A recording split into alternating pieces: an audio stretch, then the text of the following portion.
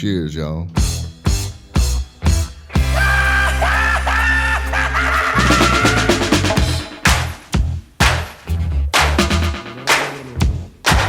Well. Welcome, my friends, to yet another edition of Smoking a Toastin'. It's the little program that's all about craft beer, fine spirits, and hand-rolled cigars.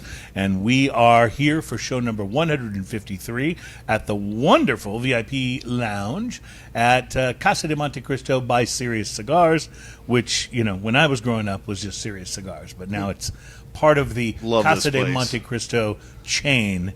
And our buddy Ken Wynn here is always kind enough to invite us to do the broadcast every once in a while. So we are thrilled to be here, and we prowled the humidor for smokes, and so we'll talk about those here momentarily. But first of all, welcome to show number 153. Welcome to our special guest, Jeremiah Butler, friend of the show. And, that'll probably help. And today we will also, I figured this is perfect since you're here because they've announced the best whiskey in the world. So I'll be interested to see your reaction.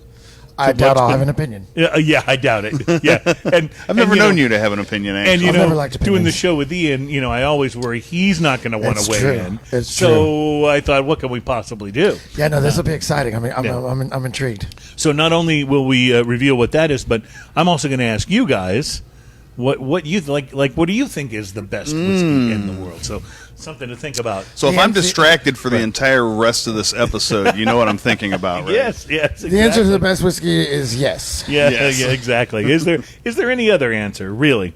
Plus, the fascinating story, and I always think of you when I think of rums, even though I think, honestly, you're really more of a whiskey guy in my brain. Sure. But I always think of you with rum because you and I have had some enjoyable rum experiences together. Intense rum moments that bring us together. Today, I'm gonna walk us back through how rum actually came to be. Excellent. Like, who first came up with the idea? Yeah, this is a fun for story. Rum. So we'll go through that, talk a little bit about that. Plus, AB InBev has passed on the purchase of the Craft Beer Alliance. We talked about it last week as being almost a done deal. Right. And they said, nope, we're not going to do it. So that's interesting. We'll pass that along to you. Plus, we have some very interesting beers to taste today. Abita Brewing's Strawberry Lager. I thought before we get out of summertime, we should absolutely taste the Strawberry Lager. Any excuse to drink that beer is okay absolutely. with me. Oh, yeah. And we have something interesting from a collaboration from Matchless Brewing and Georgetown Brewing, both from the Seattle, Washington area, both very well-respected craft breweries. Mm-hmm. They got together and did a collaboration IPA called Juice Bomb Units. I'm in for this. I just like the title. Juice Bomb Units IPA. I have no funny idea. story, that was my nickname in high school. Juice Bomb Units. Well, certain parts of it at different times. I mean, yeah, I had a similar nickname, but the NFL wouldn't let me put it on my jersey, so I quit. Also, and I didn't realize this until after we'd already had it scheduled, and then we were talking about you being able to be on the show. But the last time you were on the show, we were upstairs at B&B. yes. And one of the beers that we pulled out was from Drake's Brewing. It was Island something. Island Dreams. And it was amazing. And we all went so crazy over it. Remember? Yes. It was part of the. It was part of the Advanced Oak series from Drake's Brewing, which is out of San Leandro, California. Well, today, coincidentally, we have another of that series from Drake's Brewing, Advanced Oak. It's the Advanced Oak Quint, the Belgian-style quintuple golden ale. Oh. And it's been subjected to. I like thinking of beer as being subjected to aging, as opposed to being gently aged. I think it's more like you get in there and age. Damn it! It's been subjected to aging, just like all the beers in that series. So really excited because we all loved that last one so much. It's really one of the Island Diaries. Is that what it was called? That's what it was. Island Diaries. You're right. It had the cool sunglasses on the label, and it absolutely. was so good. I went home thinking, how can we get more of this? Yeah. This cover of a David Lee Roth album. and I'm just going to go out on a limb today. You could listen to 100 other podcasts today, and on none of them will you hear the phrase looked like the cover of a David Lee Roth album. That's right. So this will be the only one. That is true. Anyway, Jeremiah, we're so glad you're here. We love talking. Yeah, man. We love talking all things cigars and whiskey and rum and craft beer with you. And, of course, we are brought to you by B&B Butchers and Restaurant.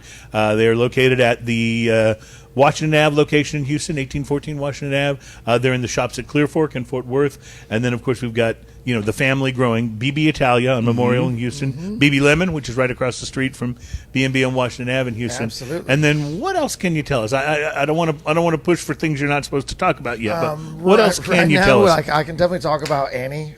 So for anybody that doesn't know or is familiar with Cafe Annie, they kind of shut down. We're being remodeled recently. We took over as the managing partner. The Berg Hospitality Group did. Robert is still the executive chef and all that. We're just adding some components. But man, it was such a Houston institution. And So Cafe Annie was thought of as like when you were thinking like you want to go to like one of the 2-3 best restaurants in the city. Absolutely. That one's always in the conversation, country. right? Yeah. I mean, Robert Delgron, if I'm not mistaken, he was the first James Beard Award winner from Texas. Please don't skewer me if I'm completely wrong on that, but I know he is I think a James that may be Beard true, winner, yeah. But I believe so. But phenomenal food. I've gotten a chance to hang out with a lot of their guys more around the restaurant. It's going to be awesome. They've redone the place. They've put a bathroom upstairs, which is clutch. So yeah, it's going to be a lot of fun, and there's actually going to be, they've kind of split the space into two concepts. So you're going to have more of a dinner club downstairs, and then Annie Bar and Cafe upstairs. But it's us, so it's going to be big and busy and that's great. fast-paced. I love it. Yeah, yeah, yeah. I was in Lots of whiskey.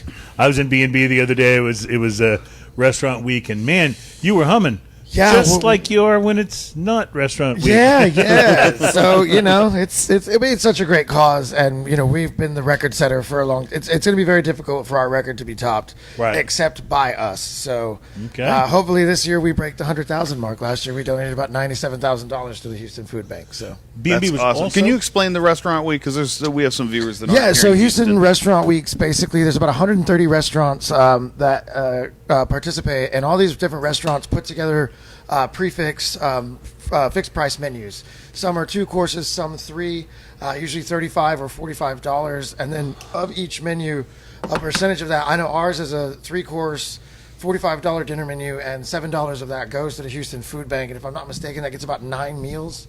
See, I love the transparency there, though. You know exactly how much is going. Yeah, instead of going absolutely. a portion of the proceeds, which might be a lot, or it might not. Here's be. a thought to consider. Okay, if you're going to B&B, you're going to get a 3-course meal for $45, right? And you take $7 out of that immediately. You're paying $38 for an amazing, but when are you going to get absolutely that kind of a meal for $38? amazing meal. Yeah. That's crazy. There's a reason that we're and here's the other thing: Houston Restaurant Week is no longer a week; it's a month now. Yeah, right. but So they still call it week. They still call it Houston Restaurant Week. Well, technically, cleverly wised up a little bit, and it's Houston Restaurant Weeks, plural. Weeks. Yeah. They snuck an S in on us. But it's a great cause, and we're just it's awesome. And a lot of cities do this type of thing. But I love Houston taking Restaurant advantage Week of is it. one of the better ones. Yeah, well, and what I don't know that any other restaurant week in the country does it on the scale that Cleverly has gotten this to. Like she that's really has impressive. built this into an institution. Yeah, that's impressive. And people get to go out and try. It's not just B&B. Right, you try things that you might not have tried otherwise, which is what's great about it. Well, yeah, you get just to for go the to consumer, the absolute highest end restaurants in Houston, and there are many high-end restaurants in Houston, and you get to go there for $35 to $45 depending on lunch or dinner. That's unbelievable. Yeah, it really is. And you're supporting a good cause while you're doing it. So it's a win-win. At the prices being that good, it leaves you some money to spend at the bar at B&B where Jeremiah has at the got end, a few at the end of interesting your items day. tucked away. Yeah, we'll taste one later on in the show. That's like on the way to the bar. So awesome. Also coming up on the show, and also in relation to B&B Butchers and Restaurant, which was the location for the very first whiskey sniff. On this show today, we will be announcing the 2nd annual whiskey sniff. That's crazy. Whiskey I Sniff love that idea. 2019. Yeah. I was thinking about it, Ian. I thought, looking back at it last year, it's like, well, what was it like? Well, we got a bunch of really cool people together. We had some cigars. We drank some really awesome drinks. Tried a lot of different pairings. Yeah, we should do that again. Yeah. That was a blast. It didn't take that long. Like back there. Right? Oh, it was a great deal of fun, and I know a lot of people, weren't able to be there or heard about it after the fact, and so we are going to be enlarging it this year. So we're pushing it a little later in the year so that we get a little nicer weather. Just a little bit. It's a little warm, but yeah, it's going to be perfect. It's I'm gonna be perfect, really so- excited. We'll definitely go into It's awesome if it's like I wear a jacket and I'm comfortable weather. I love that. Yeah. So For sure. So we'll get into that in the next segment and tell you about this. Obviously, tickets aren't on sale yet. This is the announcement, but we will tell you as soon as tickets are on sale. We'll let you know, and it won't be long. So, No, not at all. Yeah, won't be long. So, all right. So much going on. We are in Casa de Montecristo by Serious Cigars. So this is often, Ian, this would be the point in the show where I'd ask you what you smoked this week, but instead you're smoking now. So maybe you want to tell us what you got. I went into that lovely humidor that they have, and one of the fun things about this is I always humidor shop anyway. I wander around the humidor and look around, but they have these two racks right as you walk in the humidor that are literally what's new. Mm-hmm. So you just walk in and you're like the newest releases they've tried gotten this, in. right? Yeah, Absolute right. new releases. So I saw this Montecristo Nicaragua series here, and this is the Churchill that I'm having. I don't know anything about it. It started off a little peppery. It's settling into a nice pepper and toast kind of flavor going on right now with a little traditional tobacco and a little earthiness. Then it's a great cigar so far. All right. I watched you. I was in the humidor with you this time, and I watched the Ian humidor routine because everybody kind of has one, Yes. and it's like the way you do the humidor, Yes, whether yes. it's scanning top to bottom, or maybe left to right, or so this is what Ian does. Ian goes directly, like beeline. Here at Casa de Montecristo for that end cap with the new releases on Yes. it, right?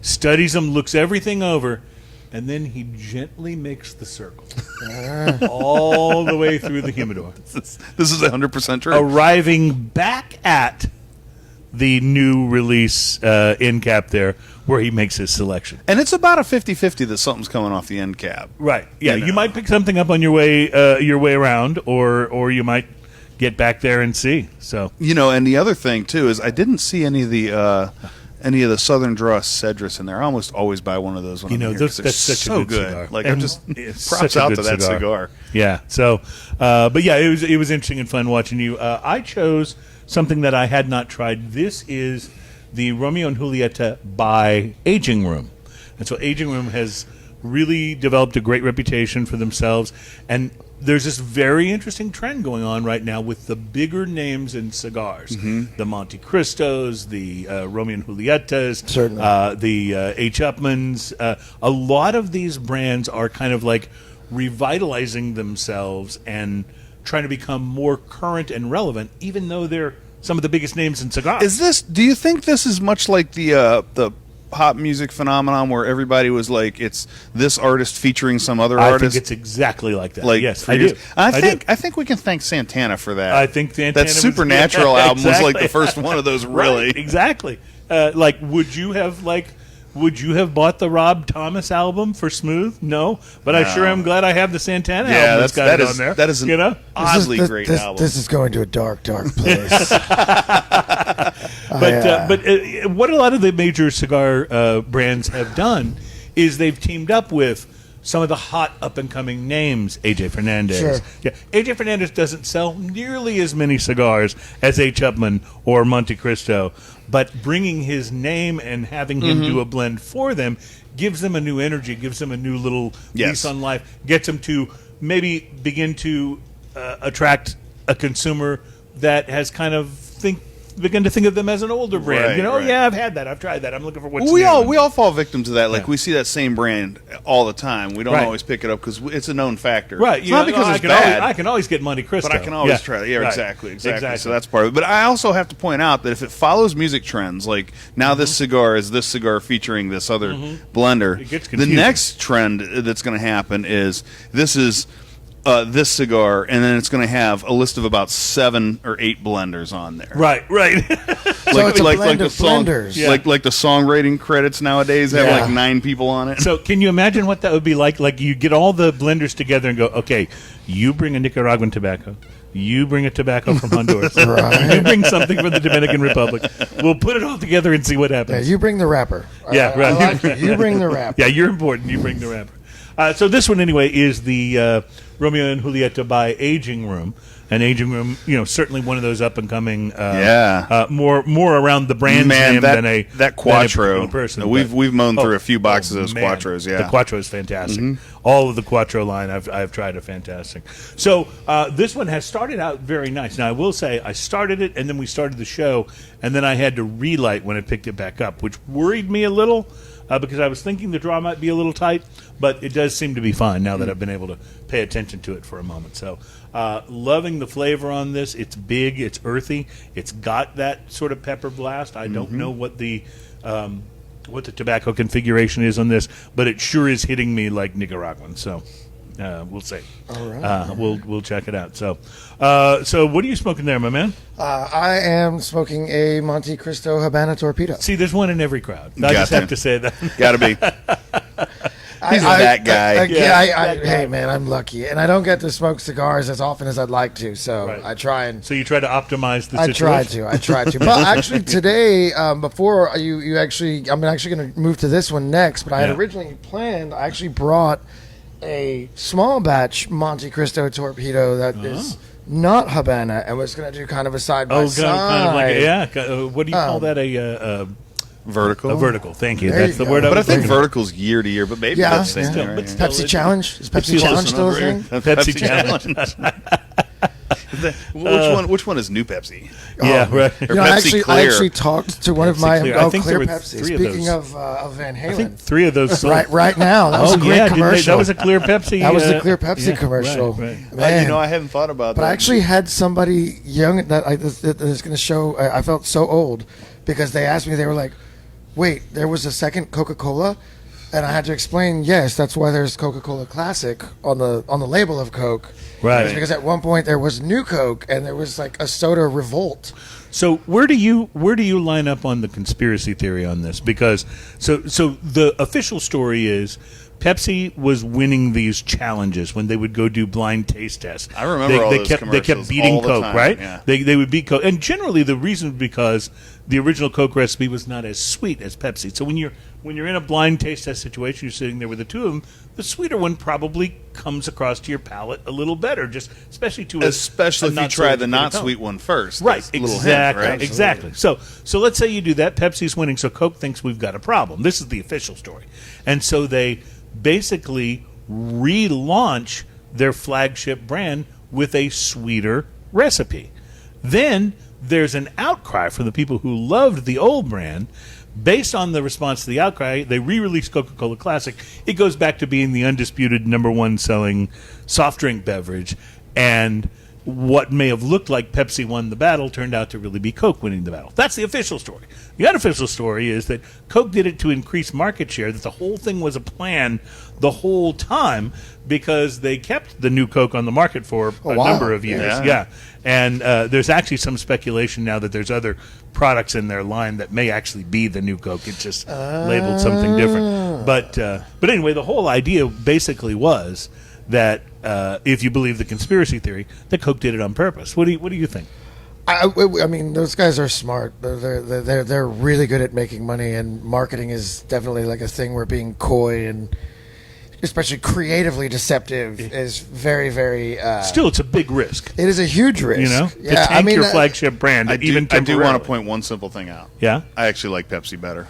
do you really? Yeah, Yeah. Pepsi's great. I Actually. do. See, I'm a Dr. Pepper And guy. Diet Dr. if I Pepper. drink Pepsi, I like it cold, in a glass, no ice. Yeah. I don't know why. Well, soft drinks in Ian, general. have you seen at HEB? They have the little Mexican Pepsis. No, I haven't seen They're not cheap. They're like $1.29 a pop, but they are amazing. I have Awesome. 4 of them in my Different- refrigerator it's right now. different sugar, right? Well, Yeah, the thing yeah. about the Mexican sodas is they use actual sugar, not Right. high fructose corn syrup. Right. So that's it's got why a the different flavor to Medialitros, it. the Mexican Cokes, taste infinitely better. Well, my last trip to Mexico, I actually found something I hadn't found before, which was Dr. Pepper Light, which is the Yes, Mexican version Yeah, of like they don't have Diet Diet Pepper. Coke. Oh, wow, I It's, never it's even Coca, seen that. It's Coca Light. Coca Light, right. But I found that for the first time, so I was Yeah. very, very excited. So, okay, somehow we've become soft drinks and toast. Yeah, this So let's. is strange. All right, I need whiskey. Yeah, I was going to say Booze, we need now. we need to start talking booze, and we need to do it quick. So we'll be right back with our next segment, which will do a little beer tasting and maybe even start talking about the best whiskey in the world. It's smoking, bubbling, and toasting, and we'll be right back.